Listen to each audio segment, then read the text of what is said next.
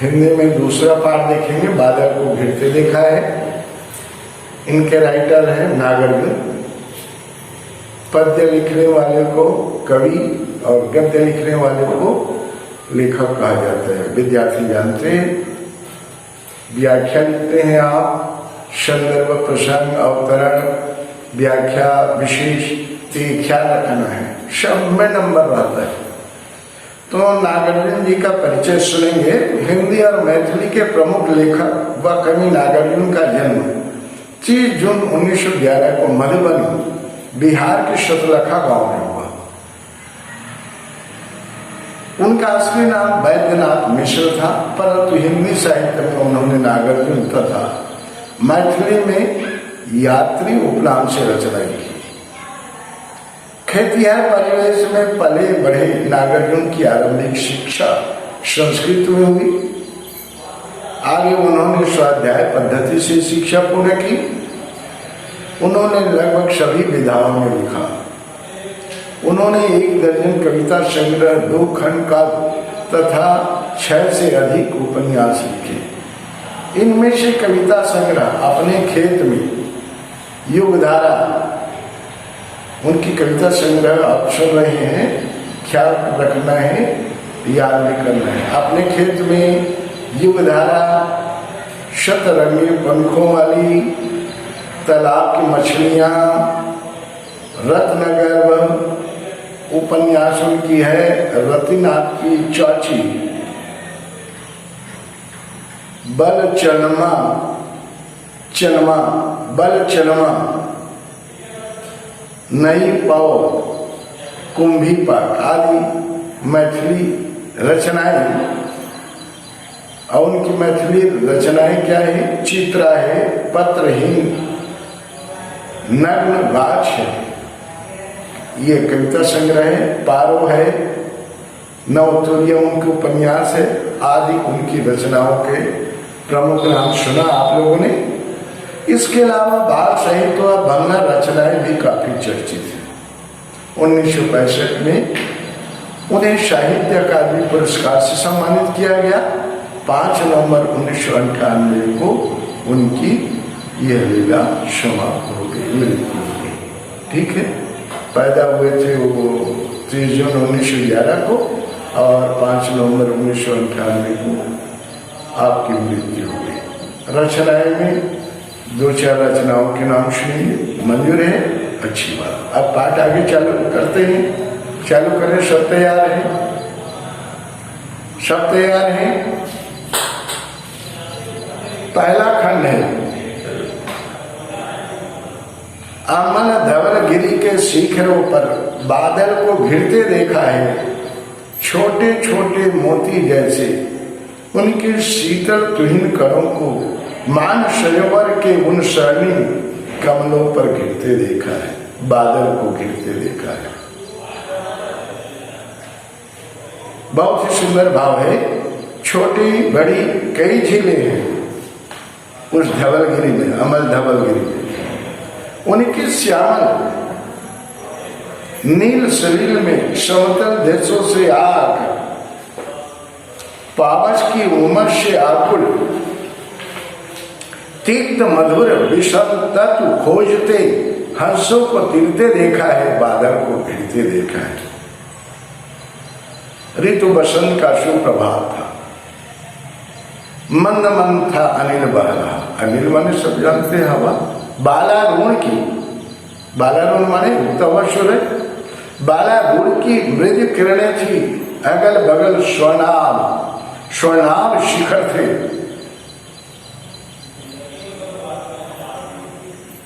एक दूसरे से विरहित हो, अलग अलग रहकर ही जिनको सारी रात बितानी होती, किनको विराम वेदना में किनको तड़पना पड़ता है, क्यों जानती है? चकवा चकी को। निशा काल के चिर अभिशापित बेबस उन चकवा चकवी का बंद हुआ क्रंदन, फिर उनमें उस महान सरोवर के तीरे शह वालों की हरी धरी पर प्रणय कलह छिड़ते देखा है, बादल को गिरते देखा है। लास्ट पंक्तियां हैं, लास्ट पंक्ति है, दुर्गम बर्फानी घाटी में सहस्र मतलब सैकड़ों हजारों फुट ऊंचाई पर अलग नाभि से उठने वाले नीच के ही उन्मादक परिमल के पीछे धावित होकर तरल तरुण कस्तूरी मृग को अपने पर चढ़ते देखा है, बादल को गिरते देखा है। बहुत ही सुंदर है भाव। विद्यार्थी थोड़ा सा मीनिंग तैयार कर लेंगे, नहीं समझ में आने वाली बातें नहीं। ठीक है। अमल माने निर्मल, अमल माने निर्मल, धवल माने श्वेत सफेद, शिखर माने चोटी, तुहिन माने ओष, तुहिन माने ओष, बालारोण माने उगता हुआ सूरज, श्यामल माने श्याम रंग का, श्यामल कृष्ण वर्ण, श्यामल वर्ण होता है ना कृष्ण का, कृष्ण वर्ण। नील शरीर, नीले रंग का शरीर माने पानी, नील माने नीले रंग का पानी। विषम तत्व, विषम तत्व माने कीड़े मकोड़े, मृदु माने कोमल, विरहित माने विरह से पीड़ित, विरहित। अभिशापित माने जिसे साप मिला हो, विरह की वेदना में शापित होने की चकवा चौकी को जो साप मिला हुआ है उसी के बारे में है। अभिशापित जिससे साप मिला हुआ है। क्रंदन दुख भरा रुदन, दुर्गम माने जहां कठिनाई से पहुंचा, दुर्गम आसानी से पहुंचा ना जा सके। अलग, अलग जिसे देखा ना जा सके। परिमल माने खुशबू, सुगंध, परिमल माने खुशबू सुगंध। तो एक एक खंड का देखेंगे। आप ये बताइए, आपको सरल लग रहा है कि कठिन लग रहा है? सरल लग रहा है ना। अरे आपको तो ऊपर छत्र छाया मिला है, किसकी छत्र छाया मिला है? परमपिता परमात्मा को आप लोगों ने ख्याल किया है ना। अच्छी तरह से ख्याल करके पढ़ेंगे, मजाल है कि आपको समझ में नहीं आएगा। लेकिन शर्त ये है, घर में जाकर किसको, घर में तो देख ही रहे हैं आप, लेकिन एक बार जरूर उसको पलटी करना है, जरूर एक बार उसको पलटना है, समझना है। मंजूर है?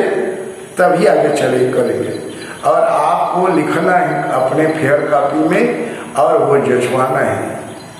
अब परमिशन मिल गया है आपको, वो जो भी आप लिखेंगे उसको जचवाने के लिए आना पड़ेगा। अब रणनीति बना रहे हैं, कब आना पड़ेगा ये डेट बताएंगे आप लोगों को। ठीक है। अब चलते हैं। अमल धवलगिरी के शिखरों पर बादल को घिरते देखा है, छोटे छोटे मोती जैसे उसके शीतल तुहिन कणों को मान सरोवर के उन स्वर्णिम कमलों पर घिरते देखा है, बादल को घिरते देखा है। आप उत्तर में क्या लिखेंगे? उत्तर पुस्तिका में पहले अवतरण लिखेंगे। अवतरण में क्या लिखना है? अमल धवलगिरी, उसके बाद डेस डेस डेस, आखिरी में क्या लिखना है? घिरते देखा है, उसके बाद खड़ी घटी। उसके बाद आप क्या लिखेंगे? अवतरण के बाद में संदर्भ, प्रस्तुत पद्यांश, कवि नागार्जुन द्वारा रचित कविता बादल को घिरते देखा है। सिंगल इन्वर्टेड में इसको कर देंगे और नागार्जुन को भी सिंगल इन्वर्टेड में कर देंगे। मंजूर है? तो से लिया गया है, ये आपका संदर्भ हो गया। और प्रश्न क्या है भाई? क्या है प्रश्न? अमल धवलगिरी के शिखरों पर बादल को घिरते देखा है, वास्तव में वर्षा ऋतु के आगमन की यहां कवि महोदय ने वर्णन किया है इन पंक्तियों के माध्यम से। ठीक है। अब देखेंगे व्याख्या। अमल धवलगिरी के शिखरों पर बादल को घिरता है देखा है, कवि महोदय वर्षा ऋतु में प्रकृति की सुंदरता का वर्णन करते हुए क्या कहते हैं कि मैंने धवलगिरी की, धवल, धवल माने, धवल का माने गिरी मने पर्वत, धवल मन सफेद। धवलगिरी की चोटियों पर छाए घने बादलों को देखा है। अमर धवलगिरी के शिखरों पर, शिखर माने चोटी, अमर धवलगिरी के शिखरों पर बादल को देखा है। नीचे के पंक्तियां छोटी छोटी मोती जैसे, उनके उसके शीतल तुहिन कणों को, वर्षा के बूंदे छोटी छोटी शिखरों पर पड़ रही है। शीतल तुहिन कणों को ओस के समान, छोटे छोटे मोती जैसे, जो वर्षा की बूंदें छोटी छोटी है। यहाँ नागार्जुन जी ने उनको ओस की बूंदे का टाइटल दिया है। उसके शीतल तुहिन कणों को मान सरोवर के उन स्वर्णिम कमलों पर गिरते देखा है। कई माले कहते हैं बूंदे ऐसे लगती है, वर्षा की छोटी छोटी बूंदे मान सरोवर ओस के कण हैं, जो मान सरोवर में खिले हुए स्वर्णिम कमलों पर आच्छादित है। जो खिले हुए स्वर्णिम कमल हैं, उन पर ओस के कोण बिछे हुए पड़ रहे हैं। उनका सौंदर्य अप्रतिम है, बहुत ही सुंदर है। कवि महोदय ने बादल को गिरते देखा है।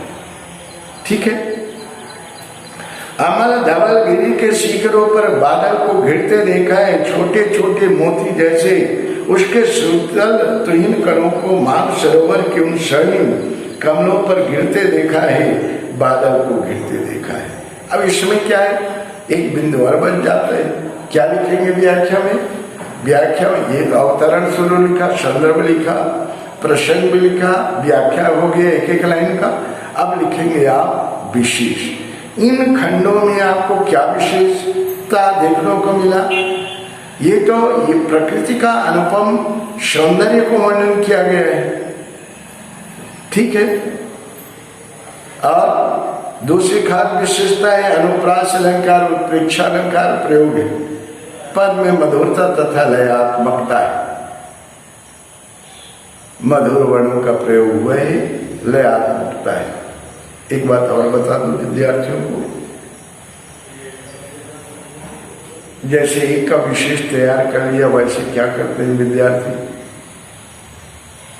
सभी में विशेष में उसी को डाल देते हैं। बिल्कुल आपका विशेष तैयारी नहीं है तो मत लिखिए, अनकशन मत लिखेंगे, नहीं तो दूध में एक बूंद जहर के समान हो जाता है। तैयारी करके लिखिए। आपने क्या कहा?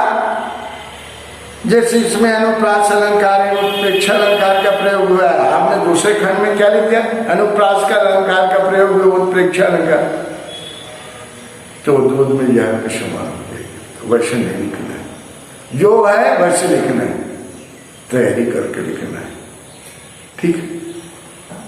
अनुभव की बात बताते हैं। पहले मुंशी प्रेमचंद की रचनाओं के नाम एक का तैयार किए रहते थे, अरे बाकी किसी के रचनाओं का नाम लिखने के लिए आता था, गोदाम का वन का फन लिख देते थे विद्यार्थी कि टीचर दिखते थोड़ी ऐसी कि टीचर सब दिखते हैं। परीक्षा जहां आप गलती करते हैं वहीं उनकी नजर जाती है। ठीक है, तो ऐसी गलती नहीं करेंगे, विशेष भी तैयारी करना है। हाँ, एक बात और बता दूं, प्रसंग और विशेष दोनों में अंतर है, थोड़ा सा अंतर है। प्रसंग क्या होता है? वर्षा के आगमन का वर्णन करते हैं, और विशेष क्या बात है? प्रकृति का जो अनुपम सौंदर्य है उनका वर्णन हुआ है। अनुप्रास अलंकार है, उत्प्रेक्षा अलंकार है, मधुर्य लयात्मकता है, तो हुआ अलग, ये गौर करना है। ठीक है, इस तरह से आपका हो गया ये व्याख्या वाला खंड। उसके बाद आप आंसर शीट लिखे रहेंगे, उत्तर पुस्तिका मिला रहेगा। जब इतना लिख डालेंगे स्केल पट्टी से आपको लाइन खींच देना है, ये बहुत जरूरी है। ठीक है, कैसे बहुत जरूरी है? जैसे अभी कोरोना वायरस के समय में क्या जरूरी है? सोशल डिस्टेंसिंग का पालन, मास्क लगाना जरूरी है। वैसे एक प्रश्न को एक अलग से उत्तर समाप्त हो गया, उनको चिन्हित करना आपके लिए बहुत जरूरी है। स्पष्ट रहे बात, उत्तर कोशिका जांचने वालों को किसी प्रकार की दिक्कत ना हो, साफ साफ रहे। ठीक है, दूसरे खंड चलते हैं।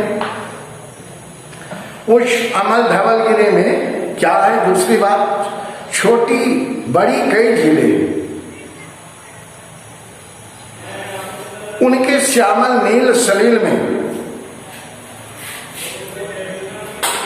उनकी झीलों के काले नीले जल में, विभिन्न स्थानों से आए हुए उनके श्यामल नील सलील में, उन झीलों के काले नीले जल में समतल देशों से आकर विभिन्न स्थानों से आए पावस की उमस से आकुल तिक्त मधुर विसंतत खोजते हंसों को तीरते देखा है। विभिन्न स्थानों से आए पक्षी कीड़े मकोड़े को खोजते दिखाई देते हैं।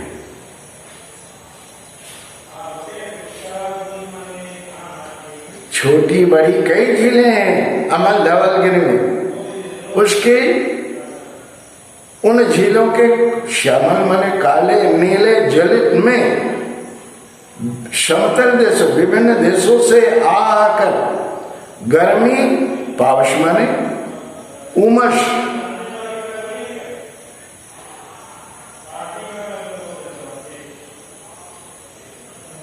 उमस से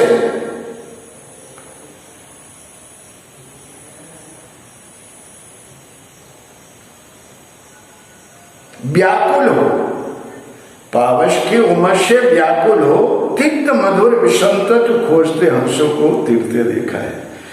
पक्षियों को विसंतत खोजते हंसों को तीरते देखा है। मतलब विसंतत माने कीड़े मकोड़े को खोजते दिखाई देते हैं।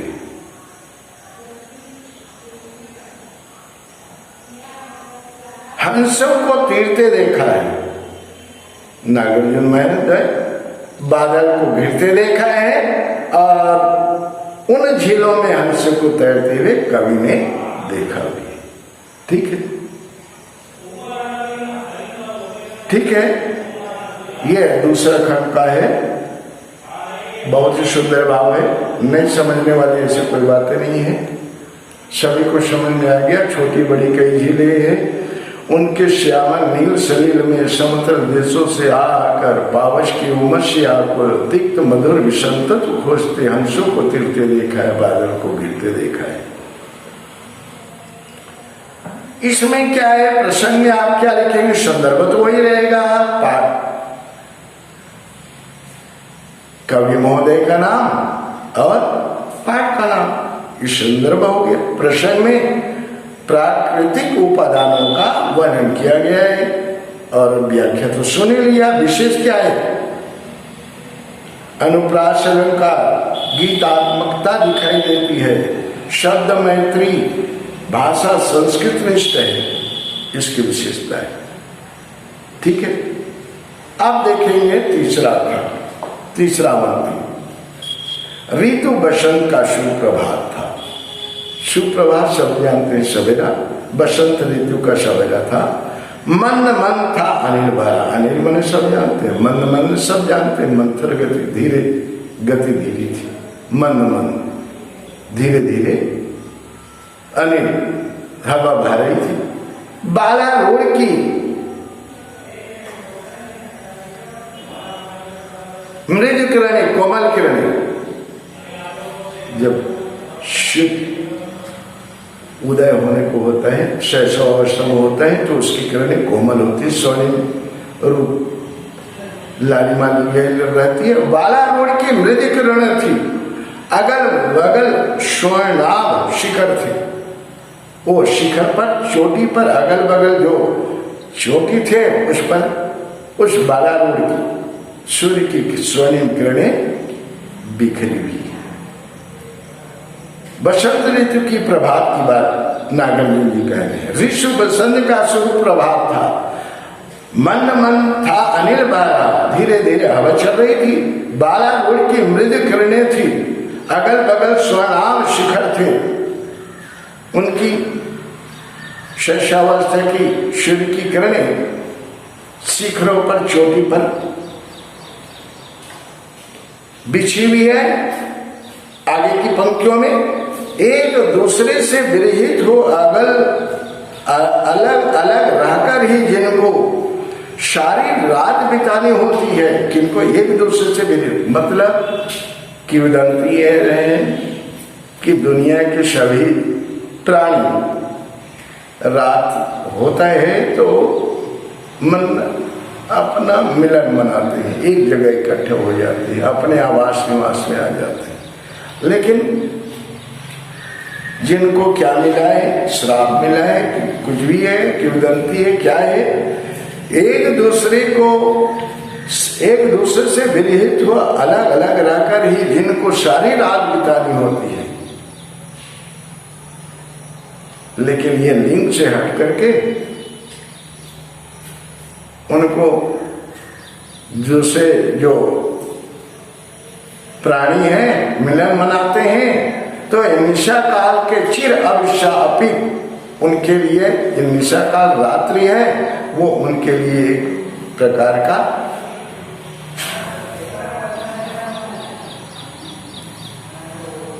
श्राप मिला हुआ है। निशा काल उन लोगों के लिए जो श्राप बन करके आता है, बेबस उन चकवा चकवी का बंद हुआ कृंदन। फिर उनमें जैसे बसंत ऋतु आता है तो उनका जो निशा काल की रात्रि में जो चकवा चकवी जो श्राप मिला हुआ है, विरह से जलते रहते हैं, उनका क्रंदन बंद हो जाता है। उस महान सरोवर के तीरे शैवालों की हरिदरी पर, उस महान सरोवर के तीरे, सरोवर माने तालाब, तीरे माने किनारे, शैवालों की हरिदरी पर, हरिदरी माने घास, जो घास उगी हुई है शैवालों की हरिदरी पर, जो हरे हरे घास है, यहाँ टाइटल दिया है कवि महोदय ने, वो क्या है, हरिदरी के समान है। प्रणय कला देखा है कवि महोदय ने, वहां प्रणय कला छिड़ते देखा है।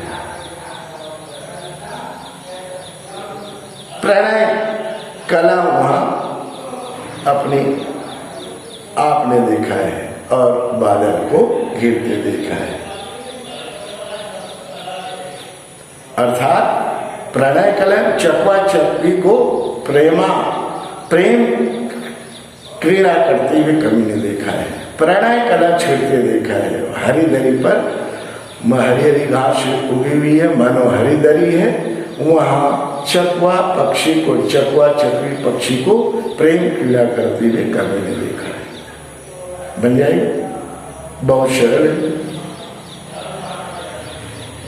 इसमें विशेष बात क्या लिखेंगे आप, प्रकृति के सौंदर्य का सजीव चित्रण है, भाषा में माधुर्य गुण है और प्रभावी है, अनुप्रास अलंकार का प्रयोग हुआ है, लयात्मकता है और संस्कृत निष्ठ भी है भाषा। बन जाएगा, थोड़ा बहुत विशेष आपको याद कर लेंगे। और लास्ट खंड है, कौन सा खंड है, दुर्गम बर्फानी घाटी में शत सहस्र फुट ऊंचाई पर, शत मतलब सैकड़ों, सहस्र में हजारों फुट ऊंचाई पर, अलख नाभि से उठने वाले नीच के ही उन्मादक परिमल के पीछे धावित होकर तरल तरुण कस्तूरी मृग को अपने पर चलते देखा है, बादल को घिरते देखा है। यहाँ इस पद्यांश में कस्तूरी मृग का वर्णन किया है। कवि महोदय ये कहते हैं कि वर्षा के आगमन की सूचना देते हुए काले बादलों को घिर घिर कर आते देखा है। जैसे काले बादल आते हैं माने किसकी सूचना देते हैं? वर्षा के आगमन की सूचना देते हैं।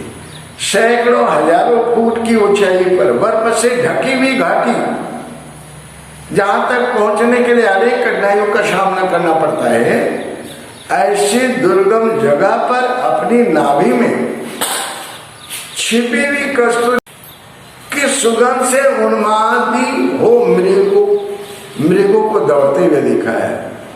मृग उनके नाभि में कस्तूरी छिपा रहता है, उनकी सुगंध से उन्माद हो मृगों को कवि महोदय ने दौड़ते हुए देखा है। ठीक है, बहुत सरल है। दुर्गम बर्फानी घाटी में 7,000 फुट ऊंचाई पर अलग नाभि से उठने वाले निज के ही उन्मादक परिमल के पीछे धावित होकर तरुण कस्तूरी मृग को अपने पर छिपते देखा है, बादल को घिरते देखा है। ठीक है, अब इसमें विशेष बात क्या होगा? ये अलंकार है, अनुप्रास है, भाषा संस्कृत निष्ठ है, परिष्कृत व परिमार्जित है, शब्द मैत्री और ज्ञता विद्यमान है। इस तरह से यह पाठ आपका क्या होता है? समाप्त होता है। ये व्याख्या आप एक दिन में व्याख्या लिखते जाएंगे, वो आपका फेयर भी होते जाएगा और यहाँ आपको जचवाने के लिए भी होता जाएगा। डेली वाला वर्क भी हो जाएगा, फेयर का एक तीर से दो शिकार हो रहे। ठीक है, अब उसके बाद है क्या है? उसके बाद अभ्यास के प्रश्न है। मानसरोवर के कमल को स्वर्णिम कमल कहने का क्या अर्थ है? बादल को घिरते देखा है। कविता के प्रकृति चित्रण को अपने शब्दों में लिखिए। तीसरा है, कवि चकवा चकवी द्वारा किन मनोभावों का कविता में बताना चाहते हैं। कवि ने कस्तूरी मृग का उल्लेख किस संदर्भ में किया है। ठीक है, और भाव स्पष्ट कीजिए। इसमें भाव स्पष्ट में आपको संदर्भ प्रसंग सीधा सीधा टप्पा टप्पा भाव लिखना है। इसको भी आपको करना है अपने फेयर कॉपी में। ठीक है, और बताना है। दुर्गम बर्फानी और पार से आगे है, बादल को घिरते देखा है। कहते में उगते उस समय के प्राकृतिक दृश्य का चित्रण हुआ है। उसी प्रकार अस्त होते सूर्य के संध्या का दृश्य पर समूह में बैठकर 4-6 पंक्तियों की कविता रचना की। यदि बनता है तो पाठ से आगे, बनता है तो ठीक है, नहीं बनता है कोई बात नहीं, प्रयास करेंगे, अच्छी बात है। अगला है, यहाँ सूर्यकांत त्रिपाठी निराला जी की कविता सखी बसंत आए का कुछ दिया गया। बसंत ऋतु में प्रकृति किस प्रकार के रूप धारण करती है, पंक्तियों के आधार पर उसके सौंदर्य का वर्णन करना है। आप बनेगा तो करना, नहीं बनेगा तो प्रयास तो करना। सखी बसंत आया, भरा हर्ष भन के मन, न उत्कर्ष छाया, किस लय वसना न वय लतिका, मिल मधुर प्रिय उर तरुपतिका, मधु वृंद बंदी पीक स्वर नभ सरसाया, लता मुकुल हार गंध भार बर, वही पवन बंद मंद मंतर, जागी नैनों में वन यौवन की माया। बनेगा तो ठीक है, नहीं बनेगा तो प्रयास तो करना। तीसरा है, कविता में प्रवासी पक्षियों को उल्लेख किया गया है। सभी सुनिए, पता कीजिए मौसम की किस बदलाव के कारण प्रतिवर्ष प्रवासी पक्षी अनुकूल जलवायु के लिए दूर देश से आते हैं। पता करना है, आपको पूछना है। साथ ही यह ज्ञात कीजिए कि भारत में प्रवासी पक्षी कहाँ से आते हैं, कितने समय तक ठहरते हैं, कब लौटते हैं। आपकी ज्ञान की वृद्धि होगी। पूछेंगे तो जरूर मिल जाएगा, करेंगे तो प्रयास। अब भाषा विस्तार के बारे में देखेंगे। आप ये बिंदु अनिवार्य रूप से करना है, सब कुछ हो जाता है। पाठ से आगे भी करना है आपकी योग्यता विस्तार के लिए और भाषा विस्तार के लिए। अनिल अनल जैसे जो शब्द है, श्रुति सम भिन्नार्थक शब्द कहलाते हैं। बहुत ही सुंदर बात यह बताया गया है। श्रुति शब्द भिन्नार्थक शब्द किसे कहते हैं? ऐसे सुनने में समान परंतु भिन्न अर्थ वाले कुछ युग्म शब्द दिए जा रहे हैं। अनिल अनल जैसे युग्म शब्द श्रुति शब्द भिन्नार्थक शब्द कहलाते हैं, जो सुनने में समान लगते हैं लेकिन युग दोनों का भिन्न अर्थ होता है, उसको श्रुति शब्द भिन्नार्थक शब्द कहे जाते हैं। तो देखेंगे, इसको भी करना है, ये भी परीक्षा में पूछा जाता है। हर चीज आप परीक्षा के दृष्टि से कीजिए, बुद्धि के विकास के लिए कीजिए, तब आगे बढ़ पाएंगे आप। नहीं तो सिर्फ एक कान से सुनेंगे दूसरे से निकाल देंगे, आप अभ्यास नहीं करेंगे तो सुनने से कोई फायदा नहीं। करेंगे, टीचर यही आशा करता है कि जब आपको यहाँ पेशी होगा, जब बुलाएंगे तो आपकी कॉपी में लिखा हो, आज ये लिख लो, ऐसी बात नहीं, एक दिन 2 दिन में लिख रहे हैं, 3 दिन में लिख रहे हैं, लेकिन कर रहे हैं। ये सबूत है, टीचर पढ़ाया है तो आप कर रहे हैं, पढ़ रहे हैं, इसका सबूत। शब्द दिखाएंगे, मंजूर है? देखो, अंश शक्कर का शा है, सरोता का सा, अंश माने ईर्षा, अंश माने कंधा, अपेक्षा उपेक्षा, अपेक्षा माने इच्छा, उपेक्षा माने निरादर, अभिराम माने सुंदर, अभिराम माने लगातार। ऐसे आप भी ऐसे उस वक्त शब्द खोजें और उसके अर्थ पता करें और आपका योग्यता विस्तार होगा भाषा के बारे में। अब कविता में अमल, समतल, सुप्रभात, अभिशापित, दुर्गम, उन्मादक आदि शब्द आए हैं। उपयुक्त शब्दों में निहित उपसर्गों का अलग कीजिए। यथा अमल, आ उपसर्ग है, मत मूल शब्द है, मल, ठीक है, अमल। ऐसे उपयुक्त उपर्युक्त शब्दों में निहित उपसर्गों को अलग कीजिए। अभिशापित में अलग कीजिए, सुप्रभात में, समतल में, दुर्गम में, उन्मादक में। और खा, इन उपसर्गों के योग मेल से बने 5 अन्य शब्दों को लिखिए। उपसर्ग क्या है उसको छाटिए और पुनः 5 नया शब्द लिखना है। करेंगे आप लोग? बिल्कुल करेंगे। और परियोजना के लिए है, प्रोजेक्ट कार्य के लिए है, विद्यालय के पुस्तकालय के प्रकृति चित्रण की अन्य श्रेष्ठ कविताओं को संकलन कीजिए। कविताओं के निहित प्रकृति के सौंदर्य का शब्दों में व्यक्त कीजिए। ये तो मुश्किल लगता है। माखनलाल चतुर्वेदी की कविता दुबों के दरबार में प्रकृति के मनोरम दृश्य का बखूबी चित्रण हुआ है, इसे भी पढ़िए। आप पढ़िए, लिखिए, ठीक है, पढ़ेंगे। इस तरह से आपका यह पाठ समाप्त हो गया, ठीक है। 1 मिनट। बाल विवाह निषेध के बारे में यहाँ कुछ अधिनियम है जिसके बारे में आपका पुस्तक वाले दिए, निगम वाले, तो इसको जानना जरूरी है। बाल विवाह पर रोक लगाने हेतु 1929 में एक अधिनियम पारित हुआ था जिसे शारदा एक्ट के नाम से जाना जाता है। सुन लीजिए आप। यह अधिनियम प्रभावी नहीं हुआ, अतः 1978 में इसे संशोधित किया गया। इसी संशोधित अधिनियम को शारदा बाल विवाह निरोधक अधिनियम के नाम से जाना जाता है। 2006 में एक बार फिर पूर्व के अधिनियमों से अधिक प्रभावशील बाल विवाह निषेध अधिनियम बना, जो 1 नवंबर 2007 से लागू हुआ। इतिहास जानेंगे आप लोग। यह अधिनियम बाल विवाह की शक्ति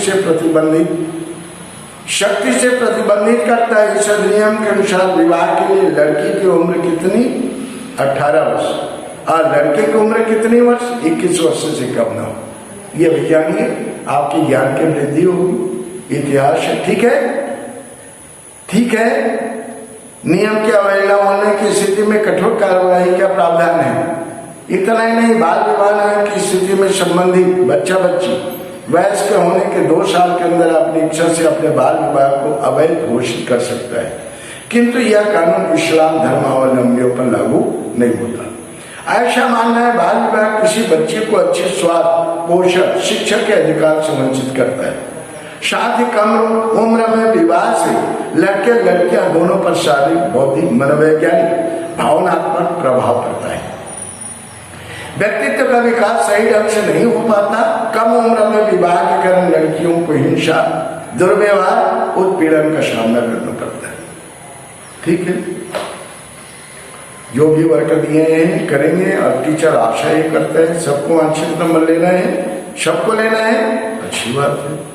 पुनः परमात्मा को याद करेंगे, कक्षा 10वीं वाले अच्छी तरह से याद कीजिए। परमात्मा का पहले सहयोग नहीं लेते थे, अब तो लीजिए, देखो 4 चांद लग जाएगा। कम मेहनत ज्यादा प्राप्ति चाहते हैं ना, आप सहयोग करके देखिए। चलो 2 सेकंड परमात्मा को सुनता करो।